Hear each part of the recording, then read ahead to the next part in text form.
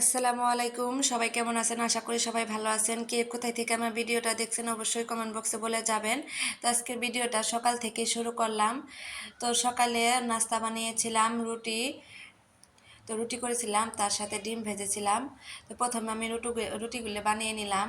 তো আজকে যেহেতু শুক্রবার, তো বাড়িতে তো আমরা দুজন মানুষ, ভাবলাম যে কিছু খাওয়া যাক, তো সেজন্য রুটি বানাইলাম। তো তারপরে আমি ডিমটা ভেজে নিয়েছিলাম। তো এই ছিল আজকে আমাদের সকালের খাবার। তো আপনারা কে কি রান্না করলেন আজকে? জুম্মা মুবারক তো আজকে, তো অবশ্যই কমেন্ট বক্সে বলে যাবেন। তো সকালে নাস্তাটা রেডি করে তারপরে যাব দুপুরে রান্না করতে।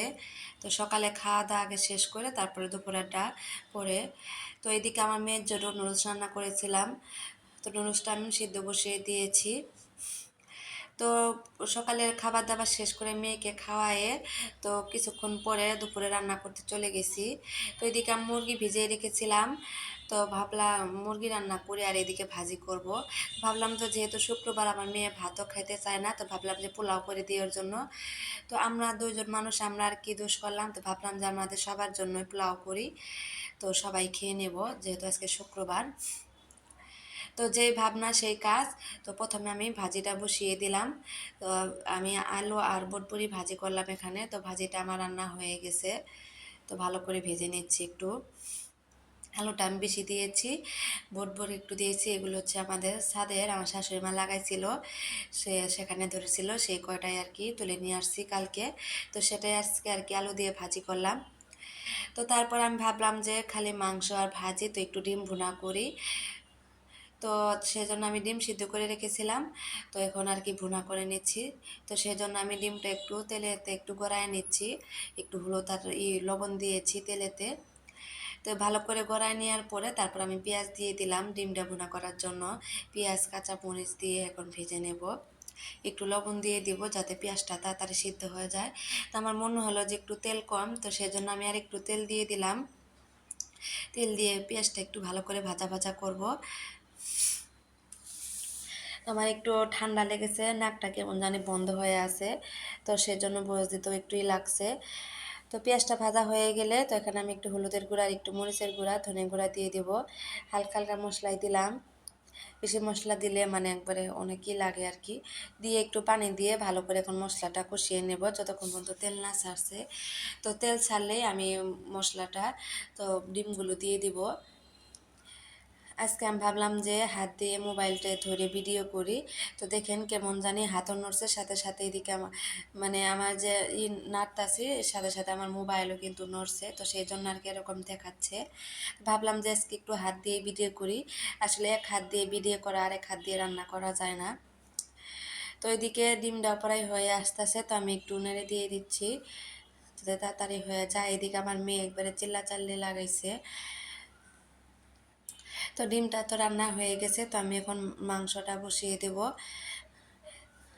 মুরগির মাংস বের করেছিলাম, যে মেয়ে মুরগির মাংস খেতে পছন্দ করে। তো ভাবলাম যে আজকে একটু শুক্রবার, তো অন্যরকম একটু আয়োজন করি। শুক্রবারের দিন কেনা চা সবাই চায় আর কি, শুক্রবারের দিন এমনি একটু ভালো মন্দ রাঁধতে হয়, নতুন কাপড় চোপড় পরতে হয়। তো এটা আমরা ছোটোবেলা থেকে শুনে আসছি। তো আমি এখানে মুরগির মাংসের জন্য কাঁচা পেঁয়াজ হাতে নাইকে মানে পেঁয়াজ কুচি, তো আমি পেঁয়াজটা একটু ব্লেন্ডার করে নিয়েছি। তো ভাবলাম যে আজকে মানে বাটা পেঁয়াজ দিয়ে রান্না করব, ঝোলটা অনেক ঘন হবে, খেতেও ভালো লাগবে পোলাওর সাথে। তো একটু পোলাও করব, তো সেজন্য তো আমি এখানে মানে বাটা পেঁয়াজ দিয়েছি, তারপরে রসুন আদা জিরা দিয়ে ভালো করে মশলাটা কষিয়ে নিয়েছি। যখন কাঁচা গন্ধটা চলে গেছে তখন একটু আমি হলুদের গুঁড়া মরিচের গুঁড়া ধনে গুঁড়া দিয়ে দিলাম, পরিমাণ মতো দিয়ে একটু পানি দিয়ে ভালো করে মশলাটা কষিয়ে নেব। তো বাটা পেঁয়াজ দিয়ে দিয়েছি যে, তো সেই জন্য একবারে দেখেন ঘন ঘনই লাগতেছে, মশলাটা মনে হচ্ছে অনেক মশলা। তো তারপর মাংসগুলোর সাথে আমি 2টা আলু দিয়েছি। তো যেহেতু আমার মেয়ে আলু খেতে পছন্দ করে, তো আলু দিয়ে ভালো করে মাংসটা কষিয়ে নিচ্ছি। তো একটু পানি দিয়ে দিব কষানোর জন্য। তো পরে এটা কষানো হয়ে গেলে পরে আমি এখানে গরম পানি দিয়ে দিব। গরম পানি দিলে রান্নাটা তাড়াতাড়ি হয়ে যাবে। আর গরম পানি দিয়ে আপনি যদি রান্না করেন যে কোনো তরকারি, তাহলে স্বাদটাও দ্বিগুণ হয়। গরম পানি দিয়ে তরকারি রান্না করলে খেতে অনেক মজা লাগে। আমি মাঝে মাঝে রান্না করি এভাবে, আবার অনেক সময় কাঁচা পানিও দিই আর কি। কিন্তু গরম পানি দিয়ে রান্না করলে খেতে অনেক মজা লাগে, আর রান্নাটাও তাড়াতাড়ি হয়ে যায়। তো এদিকে আমার মুরগির মাংসটাও কষানো হয়ে গেছে, তো কষানো হলে আমি এখানে পরিমাণ মতো পানি দিয়ে দিব, ঝোলের যে পানিটা সেটা দিয়ে দিব, দিয়ে একটু লবণ চেক করে ঢাকনা দিয়ে ঢেকে দিব। তো হয়তো দেখেন মুরগির মাংসটা প্রায় হয়ে এসেছে, তো আমি এখানে একটু গরম মশলার গুঁড়া দিয়ে দিলাম, একটুটা দিয়ে দিলাম, যেহেতু আমান গরম মশলা দিয়েছি লাটারসিনি। তো আমার মাংস রান্নাটা হয়ে গেছে, তো আমার নামিয়ে ফেলেছি, দেখেন গরম গরম ধোয়া বের হচ্ছে। তো তারপর আমি লাস্টে পোলাওটা বসিয়ে দিলাম। তো সেজন্য আমি তেল দিয়ে দিয়েছি, তারপরে পেঁয়াজ, তারপরে গরম মশলা, এলাচ, দারচিনি, তেজপাতা সব একসাথে দিয়ে দিলাম। যেহেতু নামাজের সময় হয়ে এসেছে, মানে এখন বাজে, মানে আমি যে সময় পোলাওটা রান্না করেছিলাম তখন বাজে আর কি একটা। তো ভাবলাম যে যেহেতু ও মানে আফরিনের বাপ খেয়ে যেতে পারে, তো সেই জন্য তাড়াহুড়া করছিলাম। তারপর পোলাওটা ভালো করে একটু ভেজে নেব চাউল দিয়ে, মানে একটু ভাজা ভাজা করলে তাহলে পোলাওটা সুন্দর হবে। তো সাদা মাটায় কোনো দুধ টুধ কোনো কিছুই দেব না। তো তারপর আমি এখানে গরম পানি দিয়ে দিলাম পরিমাণ মতো। আসলে এটা আমার মানে পরিমাণ মতোই দিয়ে দেয়।